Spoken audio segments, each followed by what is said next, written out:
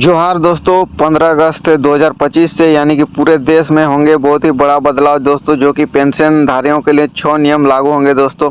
जिसमें होंगे बुजुर्ग, विधवा, विकलांग, इनकी जो कि ये पेंशन राशि, इनके पेंशन राशि में बहुत ही बदलाव यानी कि 6 बदलाव होंगे दोस्तों। तो जानते हैं वो 6 बदलाव कौन से है दोस्तों। तो उससे पहले अगर चैनल पर नए हैं तो चैनल को लाइक और सब्सक्राइब जरूर करें दोस्तों।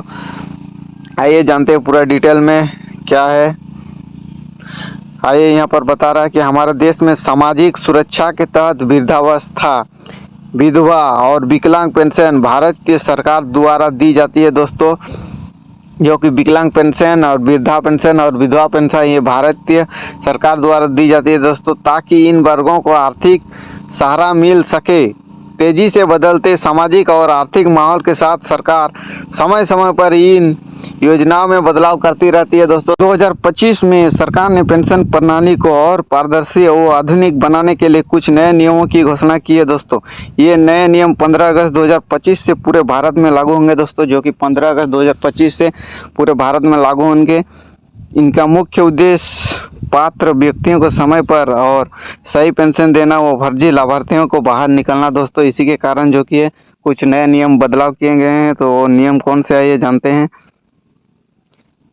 पेंशन खासकर सीनियर सिटीजन, विधवा और विकलांग व्यक्तियों के लिए इन बदलावों को जानना जरूरी है दोस्तों, ताकि उनका लाभ बिना परेशानी के मिल सके। इस लेख में आपको पेंशन के नियमों के बारे में पूरी जानकारी दिया जा रहा है दोस्तों।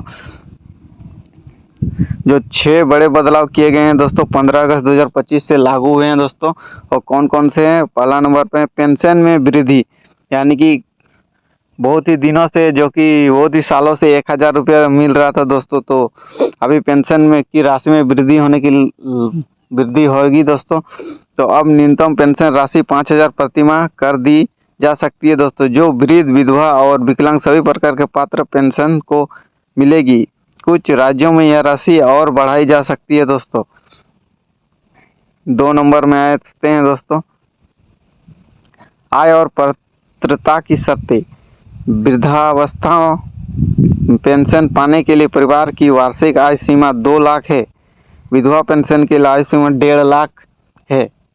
इसके अलावा विधवा पुनर्विवाहित होने पर पेंशन नहीं मिलेगी। अगर आप विधवा है और अगर आपकी शादी हो जाती है तो आपको पेंशन राशि जो कि है बंद कर दिया जाएगा दोस्तों। 3 नंबर में आते हैं डिजिटल और फेस यूकेसी सत्यापन, यानी कि सभी पेंशनर को फेस यूकेसी व डिजिटल वेरिफिकेशन करवाना जरूरी हो गया है। हर साल सभी लाभार्थियों को अपने दस्तावेज व जानकारी ऑनलाइन सत्यापित करनी होगी, यानी कि आपका यूकेसी करना जरूरी हो गया दोस्तों।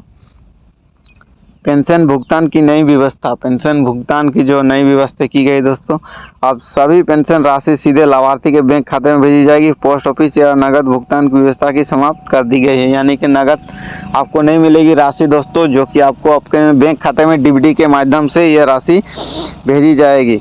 5वां नंबर पे विकलांग पेंशन के लिए नई शर्तें। विकलांग पेंशन के लिए न्यूनतम विकलांगता प्रतिशत अब 50% कर दी गई है दोस्तों। साथ ही सालाना डिजिटल सत्यापन अनिवार्य है।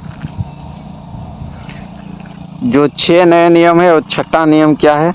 यूनिफाइड पेंशन स्कीम की शुरुआत, यानी कि पूरे देश में एकीकृत पेंशन स्कीम लागू हो, ताकि सभी राज्यों में एक जैसी प्रक्रिया हो दोस्तों, ताकि सभी राज्यों में एक ही जैसे पेंशन हो, ना कि अलग अलग दिया जा रहा है दोस्तों। इसी के चलते यूनिफॉर्म पेंशन स्कीम की शुरुआत की गई दोस्तों। अगर वीडियो पसंद आया तो लाइक और सब्सक्राइब करें दोस्तों। धन्यवाद।